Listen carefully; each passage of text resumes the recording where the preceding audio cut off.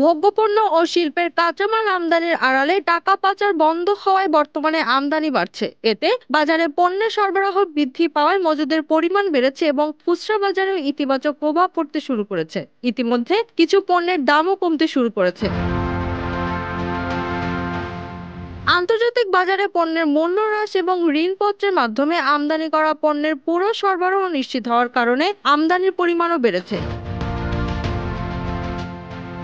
সূত্র জানায়, আওয়ামী লীগ সরকারের পতন হলে ওই সরকারের ঘনিষ্ঠ ব্যবসায়ীরা পালিয়ে যান বা আত্মগোপন করেন। তাদের অনেকেই এখন ব্যবসা বাণিজ্যের সঙ্গে সম্পৃক্ত নেই। এতে নিত্যপণ্যের বাজারে সিন্ডিকেটের দৌরাত্ম্য অনেকটা কমে গেছে। পাশাপাশি আমদানিকারকের সংখ্যা বেড়েছে, ফলে পণ্যের আমদানি বাড়ছে। আগে আওয়ামী ঘনিষ্ঠ ব্যবসায়ীরা নিত্যপণ্য আমদানি ও সরবরাহ করার একটি শক্তিশালী সিন্ডিকেট গড়ে তুলেছিলেন। তারা নিজেদের মতো করে পণ্য আমদানি করে তা বাজারজাত করতেন।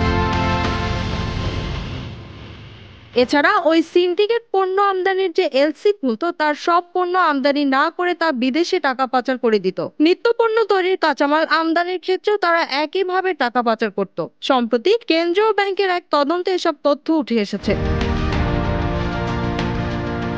তবে বর্তমান সরকার নতুন নীতির মাধ্যমে সিন্ডিকেট নিয়ন্ত্রণে রাখতে সক্ষম হওয়ায় নিত্যপণ্যের বাজারে ইতিবাচক প্রভাব পড়েছে। Z news, Dhaka.